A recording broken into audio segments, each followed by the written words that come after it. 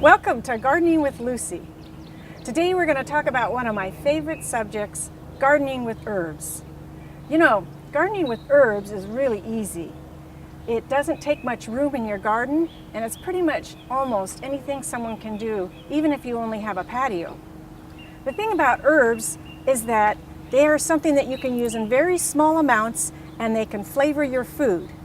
Now, the definition of herbs is something that you use like in your food or medicinally, or they're aromatics, say like lavender is aromatic. But today we're going to focus mainly on the kind of herbs that we use in our kitchen. So I've got here in front of me a basket full of a lot of spring herbs, something that we're going to want to put in our garden. I would suggest when you go to choose herbs that one of the best ways to do it is to go ahead and buy a pot. You can get a 3-inch, you get a 2.5-inch, really doesn't much matter, but it's a lot easier to buy a pot, and you know, they're not very expensive, so you're not going to put out too much money for it. If you want to, you can always do it from seed. There's lots and lots of good seed companies out there, and they have a whole array of seeds that you can also start on your own. I generally go ahead and buy a pot because I like my herbs to come in pretty fast. But you know, whatever's best for you. Now, on my right, your left, we have our perennials. It turns out that you can divide plants up into annuals, perennials, and also biennials. So today we're going to talk first about the perennials, and I'm going to start with this rosemary. This kind of rosemary is a trailing rosemary, which I prefer because this rosemary will not grow really tall. Now, if you have a space in your garden for a very tall one, this works out fine. But if you have it in a pot, probably a trailing rosemary will do. Also, they get very pretty little blue flowers, which you can eat and taste just like rosemary. Another perennial that's common in many kitchens as well as gardens is thyme. Thyme is very easy to grow, and there's several different varieties that you can get. Here I'm demonstrating golden lemon thyme, and when you smell it, it just smells so much like lemon. When you put this in, say, a fish dish or in your chicken, it's just wonderful. You get a wonderful lemon flavor. Very easy to grow. There's also French thyme. You can buy English thyme. These grow long and low. If you want to put them in a pot, they will trail over the side. So they're very easy to grow also. A larger plant would be a sage. Culinary sage is something that a lot of people like to put in, say, stews or in their turkey dressing at Thanksgiving. This will grow into quite a large plant, which we will see later. And it's one of the ones that many people feel like is a real important one in their garden. I love the silvery leaves. You can also buy one that has golden and silver leaves. All right, let's talk about fennel. Now, fennel is, there's two kinds. There's a perennial kind and then there's an annual kind. This here actually is the annual kind, and it's actually better for cooking. So if you're thinking of using fennel in your cooking, the Florence fennel is one that will work really well in your garden because it will make a nice big bulb. And when you take that bulb away, well, then you won't have the plant anymore. So if you really like it, you'll want to plant several. Another perennial or biennial is this parsley. Parsley to me is a staple of an herb garden. I use it a lot in my cooking. And you know what? It's very good for you. It has lots of vitamins. So I like to sprinkle on dishes, or I like to put it in soups or stews. So you'll want to put parsley in. There are several kinds. This one is Italian that has more of a flat leaf, and it works very easily in the garden. You don't need to do too much to it. You just come and clip it out, and you've got your parsley for the day. Now, we're going to talk about, I'm going to talk about these mints. All right, mint is something a lot of people like to put in their garden, but I'll tell you what, it's very invasive. And if you put mint in your garden, pretty much you're going to have mint all over your garden. What happens is the mint will put a runner out the bottom, and that runner will come up somewhere else in your garden. It also multiplies by having flowers that throw seeds everywhere. I put mint in this garden at one point, and later on found mint over in my other part of my garden and my other part of the garden. So beware that if you plant mint, it could be something that could go all over your garden. But on the other hand, it is something that many people like to put in their drinks, on salads. It's very, very tasty, and you know it smells so good. I have here two varieties today. We got the spearmint and the peppermint here. They just smell so good. It smells like some gum. If you're going to plant it, one way to keep it corralled is to put it in a pot. Many people will put their mints in a pot, and that keeps them corralled, but you know what? They'll still try to get out the little hole in the bottom of the pot. So when they do that, you want to cut that root off. Okay, let's talk about some annual herbs. First here is dill. Now dill is one that I love to put in soups and on fish, but it doesn't really like Riverside so much.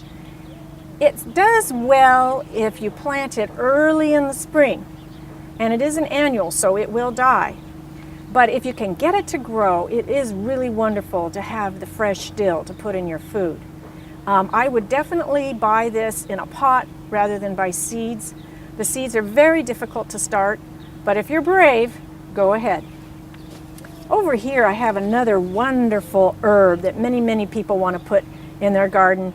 You may say it looks a bit like parsley, and it is in the same family, but actually is cilantro. Cilantro is very popular to use in Mexican style dishes and in Thai dishes, and actually you can get many different kinds of cilantro. And the seed from cilantro turns into what we call coriander. So if you've ever cooked with coriander, it's actually the seed of the cilantro plant. Now, cilantro is what we call a cool season plant, which means it will grow from the fall, say starting in late September when it cools down, all the way through, say, June. And you might want to plant successive plantings in order to have it for all that time. Once the hot weather comes, cilantro will not like it.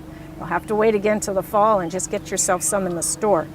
But it is a very worthwhile herb to grow in your garden for the time from the fall all the way through late spring. So I definitely put it in my garden. Now, one of the very, very favorite herbs is basil. Now, unlike our cilantro here, which is a cool season herb, the basil is the opposite. It is a hot season herb. So you will want to plant this when you know the soil is warmed up, probably in late March, all the way. You could plant it all through April, even into May, late May, even into early June. So it's definitely worthwhile, and when the heat comes, your basil will thrive. It will get big and bushy, and you will pinch it back and take it into your kitchen and use it in all kinds of recipes. So these are just a few of the herbs. There are, of course, many, many more. There's chives, which are so easy to grow. You can get them in a pot also. There are just so many. There are countless, really. It really depends on you. What kind of herbs do you use in your cooking? So when you go to plant your herb garden, think about what you like and maybe even what you might like to try that's different. It doesn't really do any good to plant something that you're not going to eat. But then again, if you're successful, you can give it to your friends if you don't like it.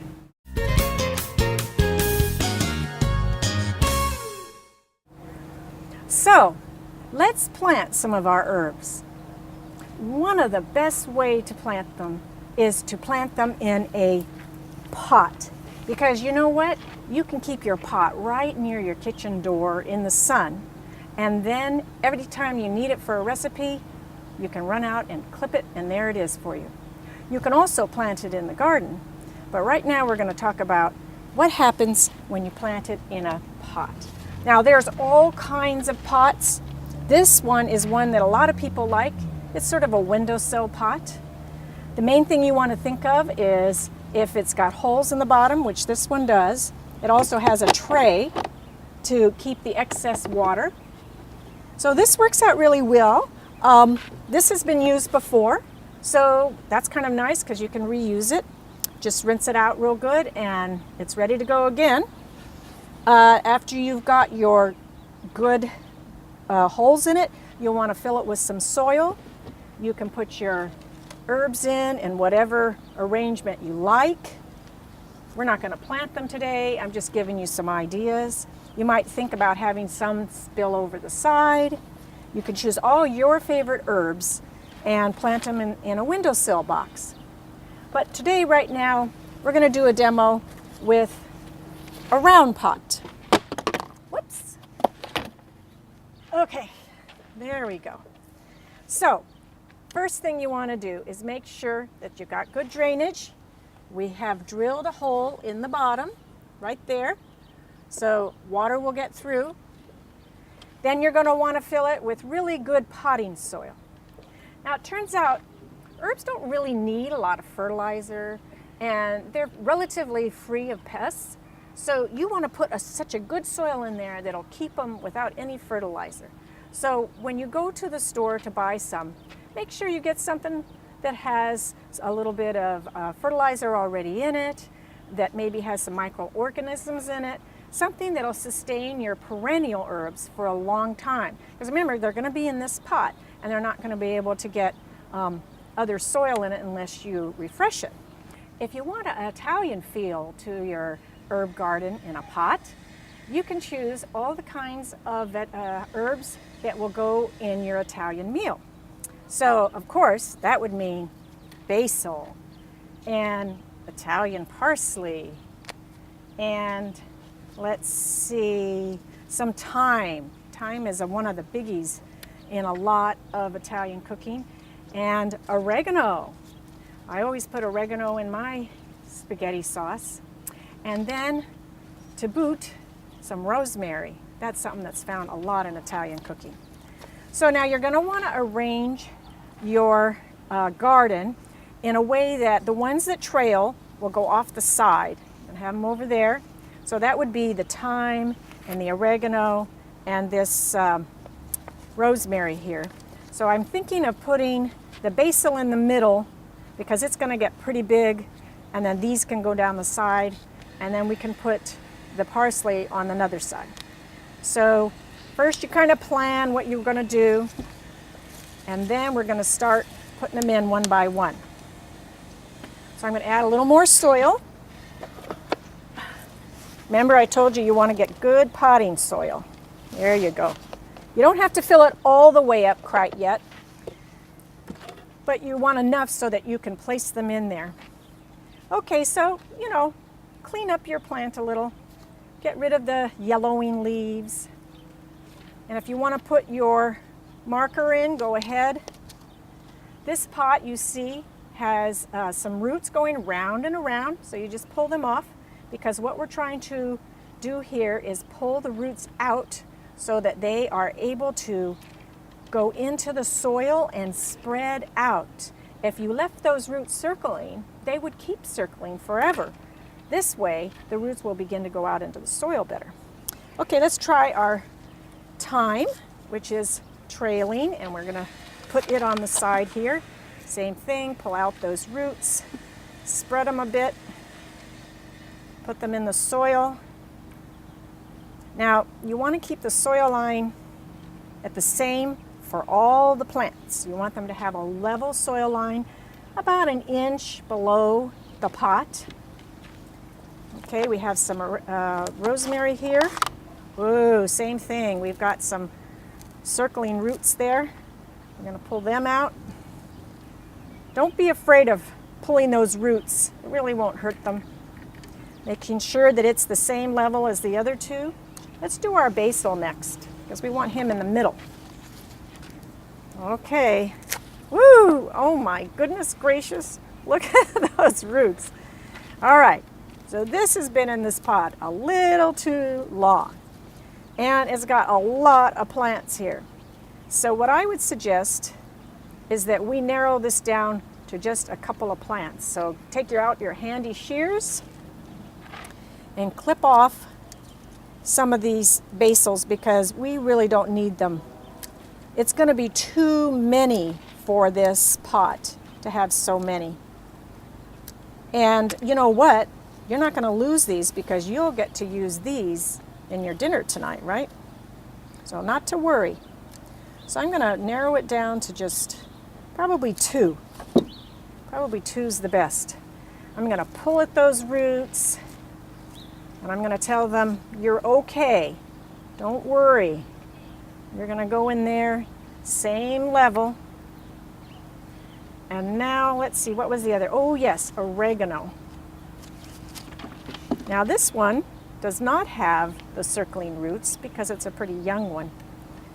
Still, all right. Sometimes when you buy any plant in a nursery or a big box store, you'll find those circling roots. No matter what the plant, it's pretty important to make sure that those circling roots have been cut off quite a bit. Okay, so now I'm going to fill in these holes made by the pots here, by the plants, and I'm going to be real careful to make sure that there's no air, and I'm going to pack them in really good and tight. Now you may say, gosh, that seems like a lot of plants for this little pot, but you know what? They do just fine. They really do just fine in this kind of environment. The main thing that you're going to have to know about keeping them healthy in this little pot is to keep them good and watered all summer long. Because remember, it's in a pot, and this pot is out in the open, and you've got maybe the sun beating down, and you've got really hot weather. So this is going to dry out a lot faster than any of the herbs you might have in the garden. All right, now I'm going to wiggle it and get it all settled in. Look at that, isn't that pretty? Okay, now the basil looks a little unhappy, but don't worry, it'll be just fine. Now, where should you put this pot? I would suggest that you put it in a place that's going to get about 6 to 8 hours of sun a day. Most herbs really like to have sun. If it gets afternoon shade, that's really okay as long as it has some good morning sun. Okay, so let's water these really well because we want to make sure all the air holes have been filled. And what the water does is it fills them in with some soil. And I'm going to do this, and then later I'll come back and fill it up again. So there you have it, a really great Italian herb garden for all summer long to make any kind of Italian dish you'd like. So right now what I'd like to do is go out into the garden.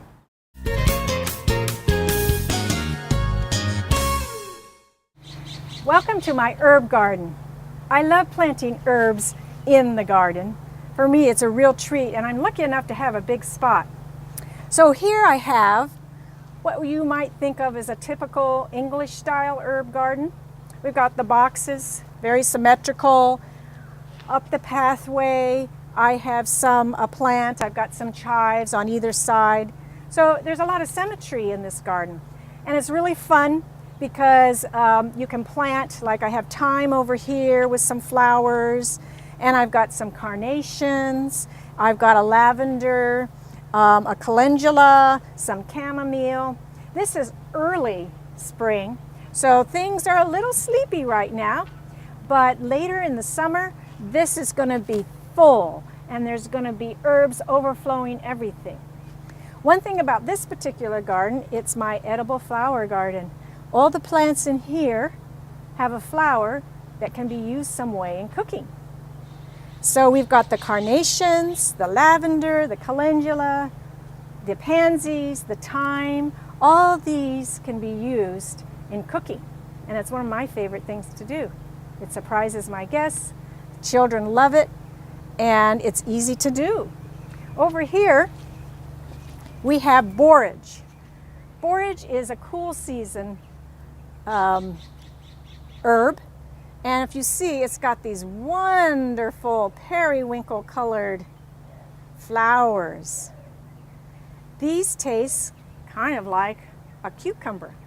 Yum. So this is one of those plants. It's cool season. Come about June, it'll head out. I will plant something else here.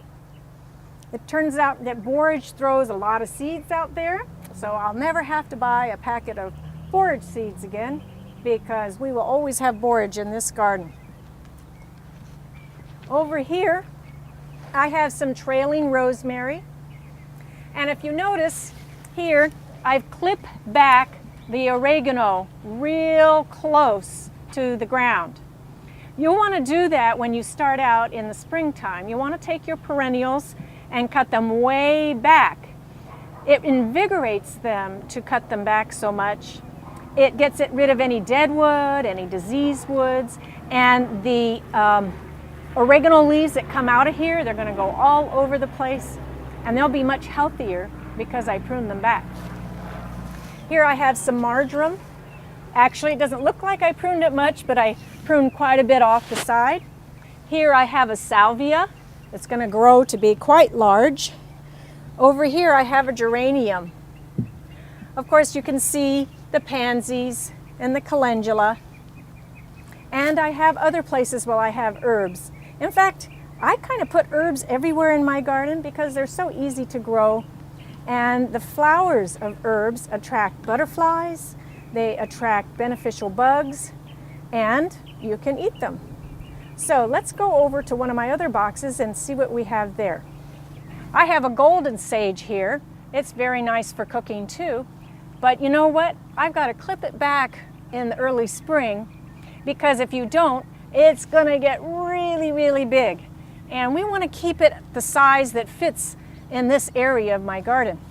So every year I come and I clip it back. I go into it and I clip it back all the way in. It's like this. And I create kind of like a little round circle all the way around, so that when it grows and replenishes itself, it's going to be a much healthier plant. It's a way to get rid of the dead wood. But nothing to say that you can't save this herb, this good sage. It could be dried, or it could be chopped up and used fresh. So you don't have to throw it away. You can very well use it in your kitchen. I would also be sure to take away all of the leaves. You never know if there's a disease or something in them. So you're going to want to make sure that you take away all the leaves. These are definitely compostable, so no worries. Put them in your compost pile. Another herb that it's really important to clip back every year is chives. As you can see, I've chopped these chives down quite a bit, and it's really not very hard at all. You can see they look pretty lousy right now, and I'm going to really, really make them feel better by clipping them back a whole lot.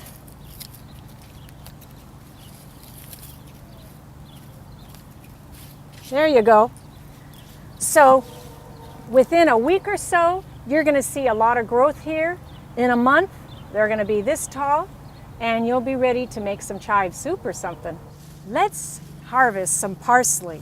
Look at this beautiful parsley plant.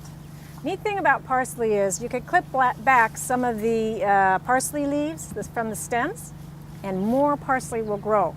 It'll keep growing and growing and growing all season long. So I'm going to take some of the older leaves and leave the newer leaves there. So I'm going to get in here, and I'm going to cut way down low towards the bottom of the plant. Have some nice long stems. I'm going around the outside of the plant.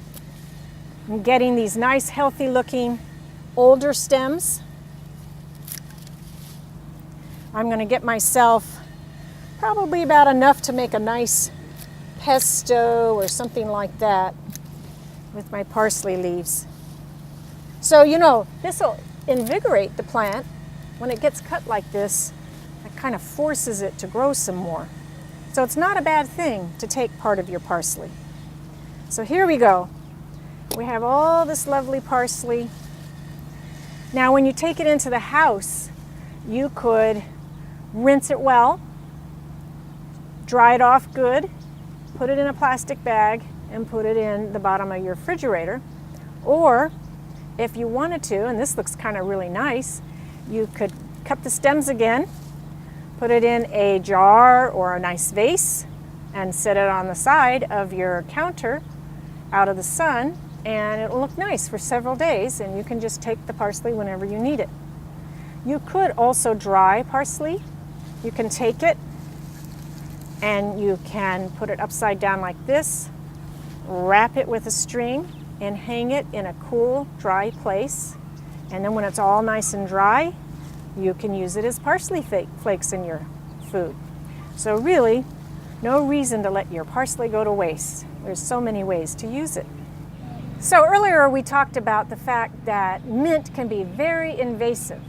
And yet, I really like mint, and there's so many really wonderful kind of varieties. So it's really a fun thing to have in your garden, especially if you put it in your pots. So what I did is I went and I bought these nice pots, and I've planted several varieties of mint. We've got chocolate mint here, and we've got some orange mint, and over here I think we have lemon mint. Now, it's early spring right now, so they're not looking too excited. But over the course of the summer, they're going to get really big. And they may even try to get out of the pot. So all you got to do is go around and cut it. Also, if ever you find that there's some roots coming out of the bottom, you want to take those roots off. This one I planted last year, and as you can see, it's really tight in there. So it wouldn't hurt if we went into it and we clipped some of that out. Believe me, it's not going to hurt this mint one bit. It will definitely be coming out again in just a few months. It'll be coming out. But what I'm doing by doing this is giving the other mint a little bit more room to grow, because there's just too much in here. So probably every year you would want to really clip it back inside and get out maybe about a half, 2/3 of the mint that's in here, so that you wouldn't have it too full. I don't know if it could break the pot, but I don't really want to try to find out. So that's what I would suggest to do with your mint. If you have it in a pot every year, go through and clip it back really well inside.